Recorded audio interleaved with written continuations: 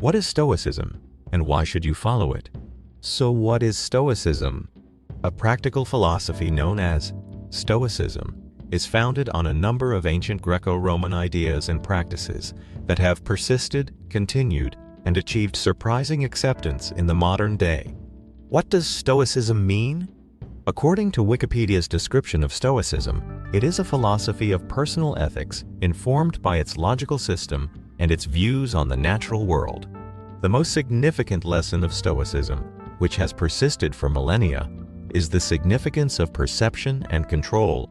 In difficult times, a person must recognize what they can manage and what they cannot. This will enable the Stoic to act effectively, free from the influence of wishful thinking, and to prepare and respond appropriately. With this perspective, the Stoic philosophy serves as a barrier against hubris in the face of success and wealth, as well as a safeguard against loss of respect and confidence in the face of failure. Who started Stoicism? Early in the 3rd century BC, in Athens, Zeno of Citium created the Stoic school of thought.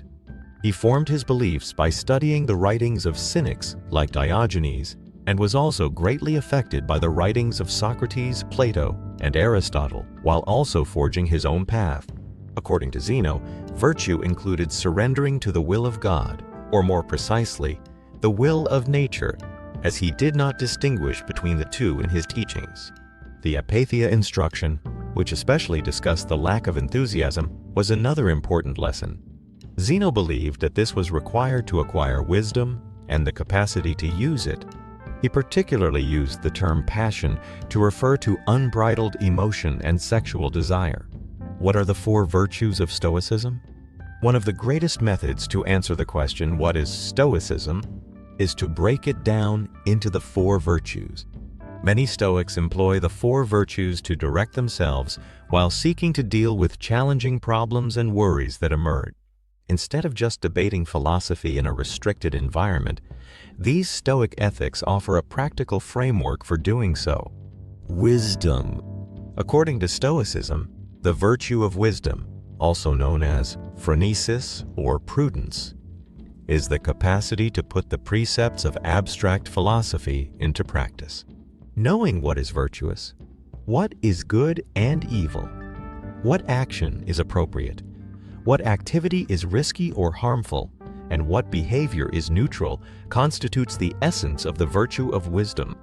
It surely also relates to the profound wisdom of knowing what is under one's control and what is not, since a Stoic should never lack such knowledge. Courage. Stoic bravery is defined as the ability to endure adversity without giving in to sadness or despair. The ability to uphold your moral standards even when doing so would earn you praise, and the ability to speak your mind and insist on the truth. Temperance. For the Stoics, self-control, moderation, and temperance are all equivalent terms, because want is essentially self-defeating. The more you take, the more you want, and the more you want, the more you won't be able to have. The Stoic argues that excessive desire leads to discontentment and unhappiness. Knowing that genuine abundance results from having what is necessary rather than just desirable is the key to comprehending this. Justice. Since politics and Stoicism were intertwined during the Greek and Roman eras, many classical Stoics, like Marcus Aurelius and Seneca, believed that justice was the most significant virtue and the root of all other virtue. In the current world, justice more accurately describes our responsibility to one another, the desire to contribute to the greater good, and the idea that people only exist for the sake of other people. What are the benefits of Stoicism? Following the ideas of Stoicism can have measurable positive effects on how one conducts their life. By urging you to think of the cosmos as a single living entity and bear in mind how this one living thing flows and links in many ways, it can help you establish a connection with the world around you.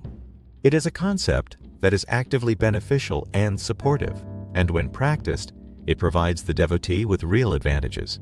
Stoicism encourages living in the now rather than getting too caught up in the past or the future. According to Seneca, finding genuine happiness is being content with the things we have and the circumstances we are in right now. Self-actualization, or improving one's life by raising the caliber of one's thoughts, is another significant benefit.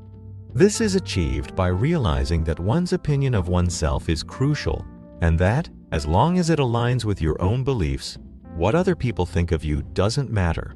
Stoicism, on the other hand, advises against wallowing in selfishness and promotes the development of close friendships as being of the utmost importance.